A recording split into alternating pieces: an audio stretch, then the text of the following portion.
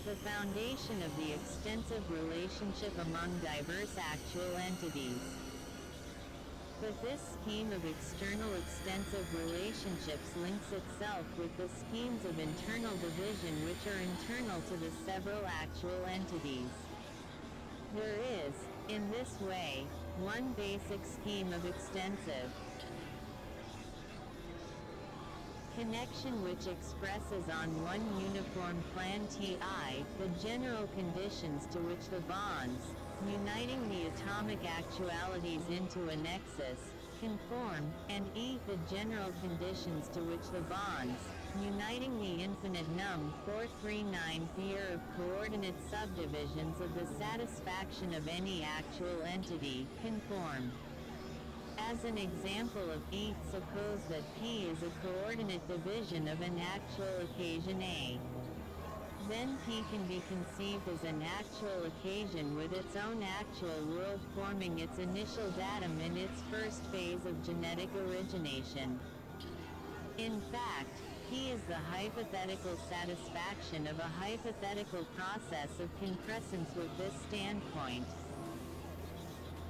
The other coordinate divisions of are either in the actual world for P, or are contemporary with P, or are coordinate divisions of P, or have a complex relation to P expressed by the property that each one of them is coordinately divisible into prehensions QL/Q2, such that each of them has one or other of the three above-mentioned relations to P. Further, in addition to the merely potential subdivisions of a satisfaction into coordinate feelings, there is the merely potential aggregation of actual entities into a super-actuality in respect to which the true actualities play. Coordinate division. 287. The part of coordinate subdivisions. In other words, just as, T for some purposes, one atomic actuality can be treated as though it were many coordinate actualities, in the same way, for other purposes, T a nexus of many actualities can be treated as though it were one actuality. This is what we habitually do in the case of the span of life of a molecule, or of a piece of rock, or of a human body. This extensiveness is the pervading generic form to which the morphological structures T of the organisms of the world conform. These organisms are of two types. One type consists of the individual actual entities, the other type consists of nexus of actual entities. Both types are correlated by their common extensiveness. If we confine our attention to the subdivision of an actual entity into coordinate parts, we shall conceive of extensiveness as purely derived from the notion of whole and part, that is to say, extensive whole and extensive part.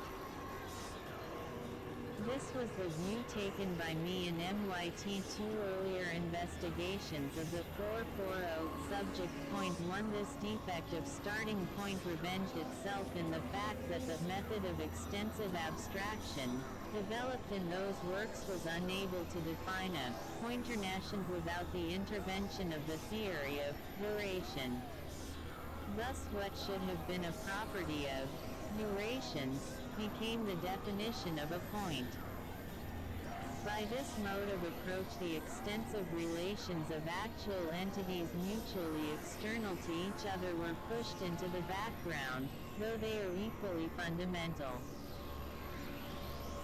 Since that date Professor T. de Laguna too has shown that the somewhat more general notion of extensive connection can be adopted as the starting point for the investigation of extension, and that the more limited notion of whole and part can be defined in terms of it. In this way, as Professor de Laguna has shown, my difficulty in the definition of a point, without recourse to other considerations, can be overcome. This whole question is investigated in the succeeding chapters of this part. T also either give a definition of a straight line, and of flat loci generally, in terms of purely extensive principles without reference to measurement or to durations. Section IV. An actual entity, in its character of being a physical occasion, is an act of blind perceptivity of the other physical occasions of the actual world. When we consider such an occasion morphologically, as a given entity, its perceptive bonds are divisible by reason of the extensive divisibility of its own standpoints, and by reason of the extensive divisibility of the other actual occasions. Thus we reach perceptive bonds involving one sub-region of the basic region of the perceiver, and one subdivision of the basic region. 1 cf. The Principles of Natural Knowledge, 1919, and The Concept of Nature, 1920, Cambridge University Press, England. 2 cf. Professor de Laguna's 3 articles in the Journal of Philosophy, Psychology, and Scientific Method, Volume 19, 1922, especially the 3rd article. 288. The Theory of Extension of the Perceived. The relationship between these sub-regions involves the status of 441 mediate regions functioning as agents in the process of transmission. In other words, the perspective of one sub-region from the other is dependent on the fact that the extensive relations express the conditions laid on the actual world in its function of a medium.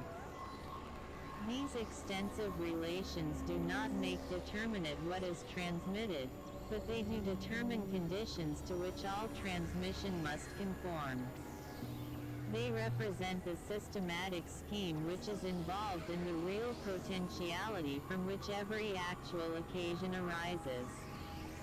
This scheme is also involved in the attained fact which every actual occasion is.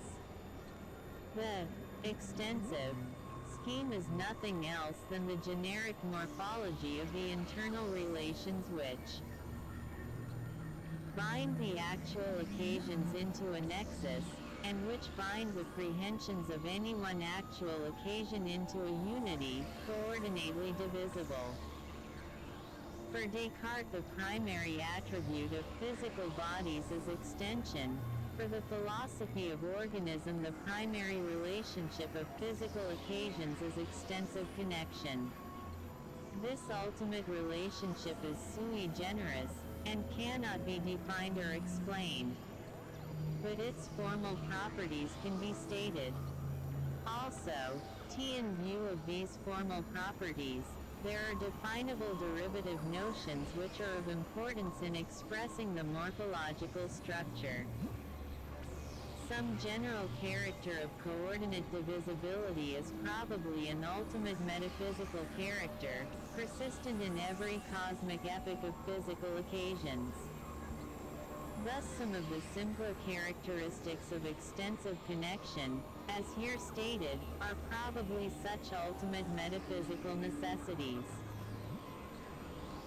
But when we examine the characteristics considered in the next chapter, it is difficult to draw the line distinguishing characteristics so general that we cannot conceive any alternatives, from characteristics so special that we imagine them to belong merely to our cosmic epoch. Such an epoch may be, relatively to our powers, of immeasurable extent, temporally and spatially. But in reference to the ultimate nature of things, it is a limited nexus. Beyond that nexus, entities with new relationships, unrealized in our experiences and unforeseen by our imagine, or fortuite nations, will make their appearance, introducing into the universe new types of order. But, for our epoch, extensive connection with its various characteristics is The fundamental organic relationship whereby the physical world is properly described as a community. There are no important physical relationships outside the extensive scheme. To be an actual occasion in the physical world means that the entity in question is a relatum in this scheme of extensive connection. In this epoch, the scheme defines what is physically actual. The more ultimate side of this scheme, perhaps that side which is metaphysically necessary, is at once evident by the consideration of the mutual implication of extensive whole and extensive part. If you abolish the whole, you abolish its parts, and if you abolish any part, then that whole is abolished. In this general description of the states of extension, nothing has been.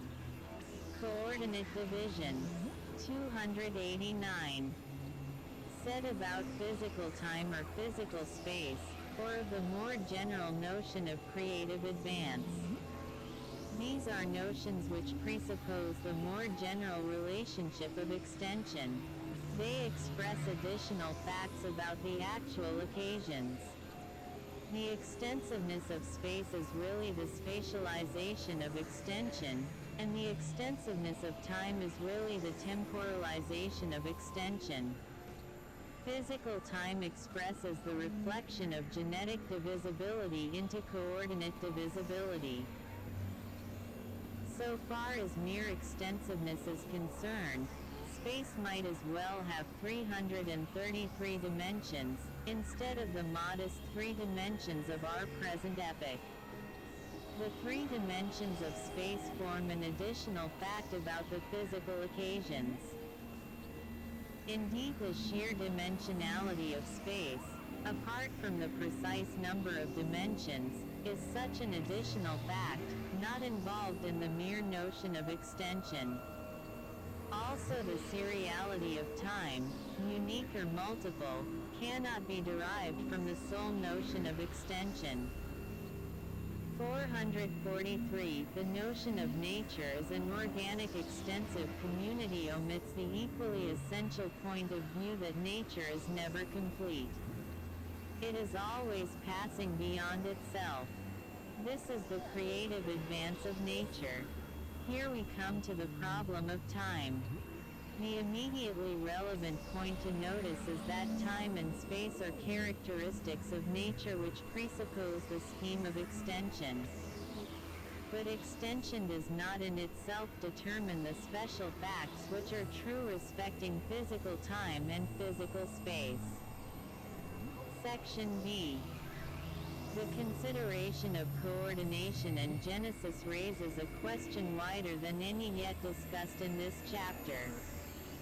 The theory of prehensions embodies a protest against the bifurcation of nature.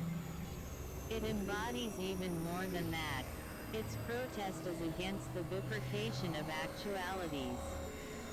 In the analysis of actuality, the antithesis between publicity and privacy obtrudes itself at every stage.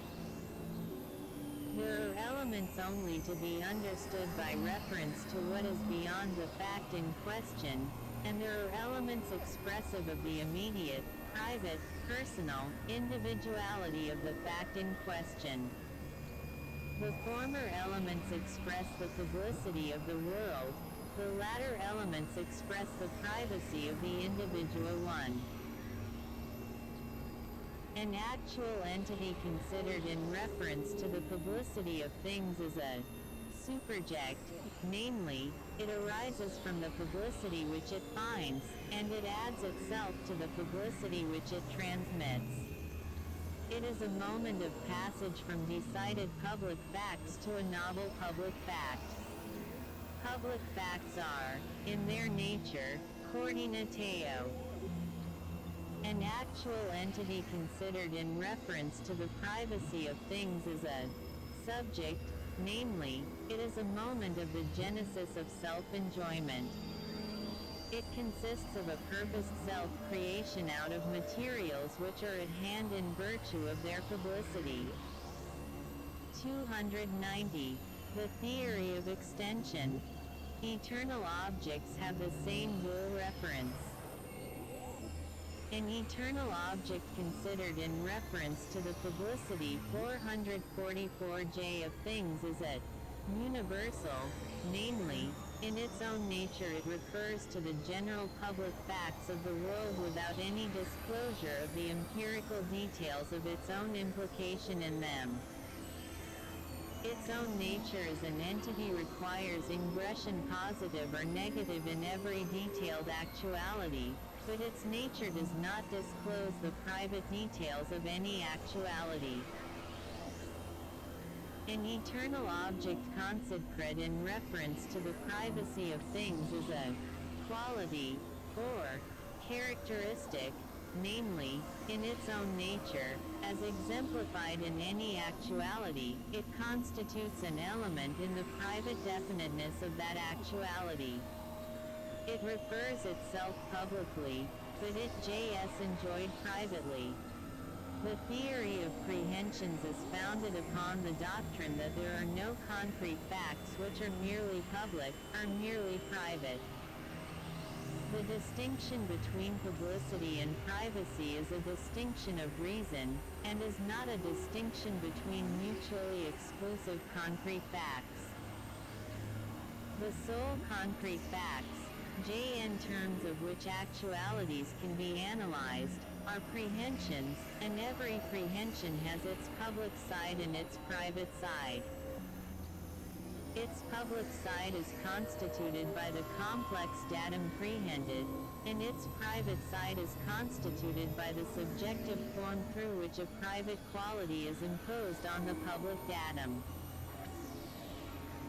The separations of perceptual fact from emotional fact, and of causal fact from emotional fact, and from perceptual fact, and of perceptual fact, emotional fact, and causal fact, from purposive fact, have constituted a complex of bifurcations, fatal to a satisfactory cosmology. The facts of nature are the actualities, and the facts into which the actualities are divisible are their prehensions, with their public origins, their private forms, and their private aims.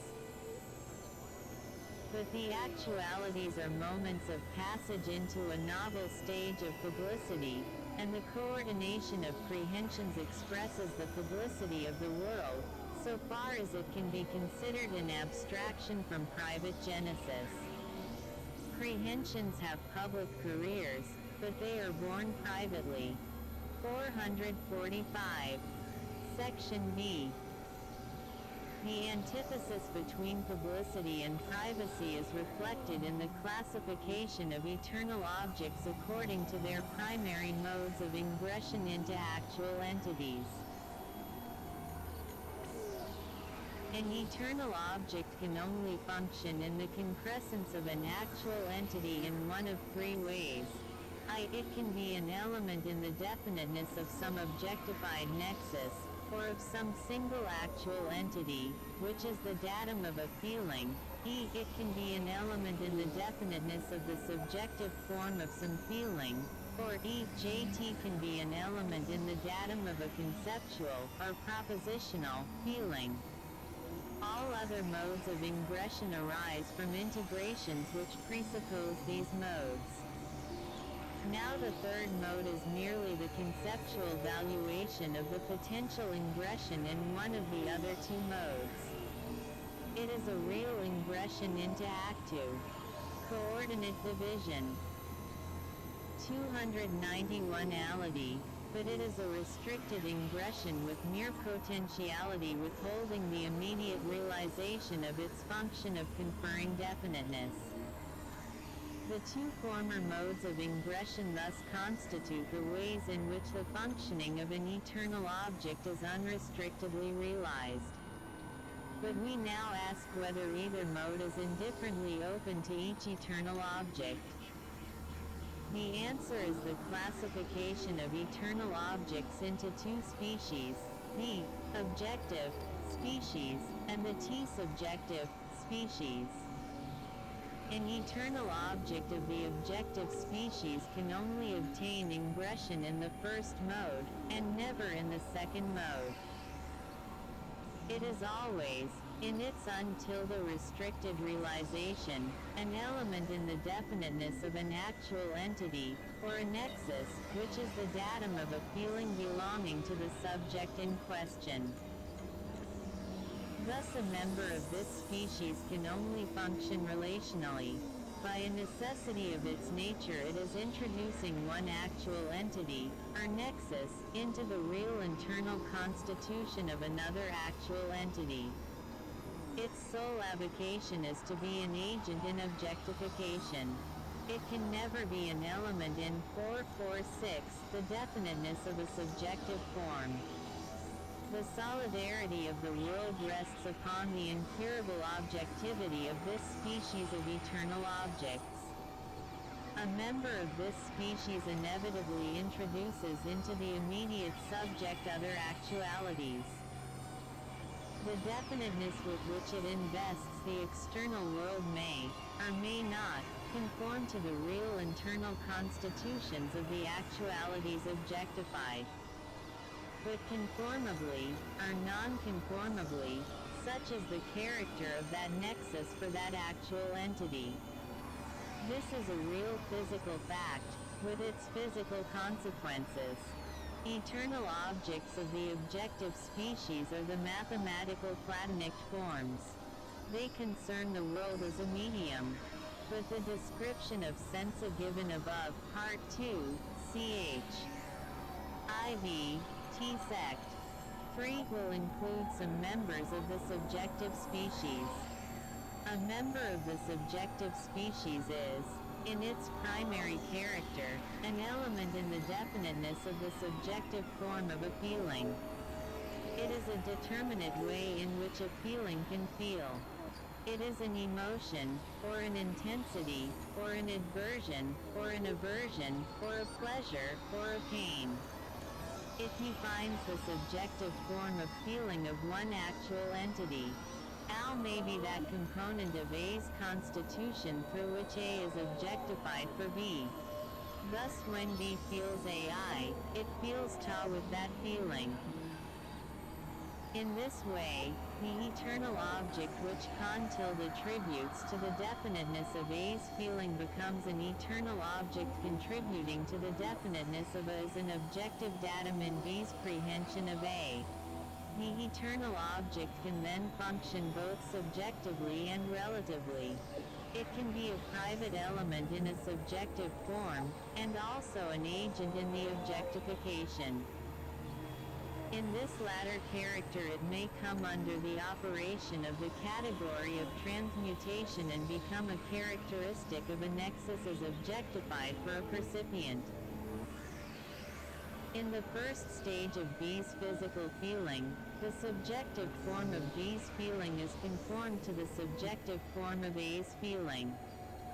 Thus this eternal object in B's experience will have a two-way mode of functioning. It will be among the determinants of A for B, and it will be among 447 the 292, the theory of extension.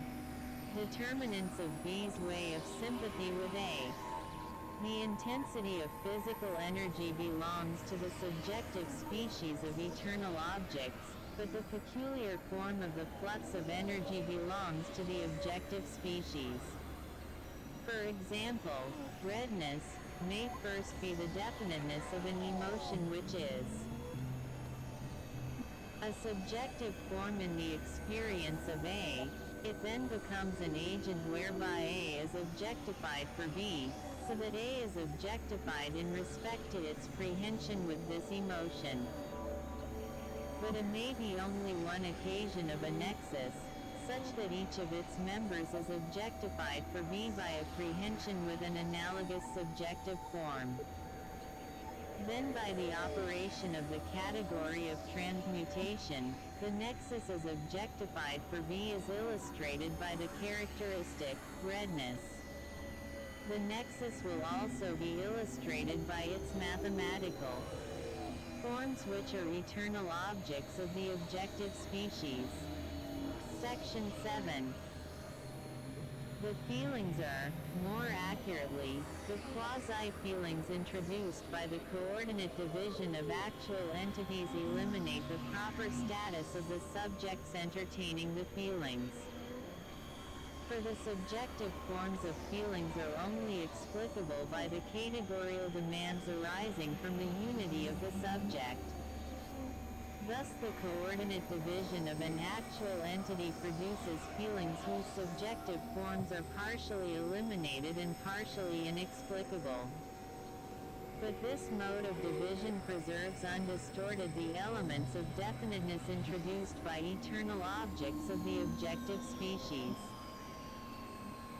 Thus insofar as the relationships of these feelings require an appeal to subjective forms for their explanation, the gap must be supplied by the introduction of arbitrary laws of nature regulating the relations of intensities.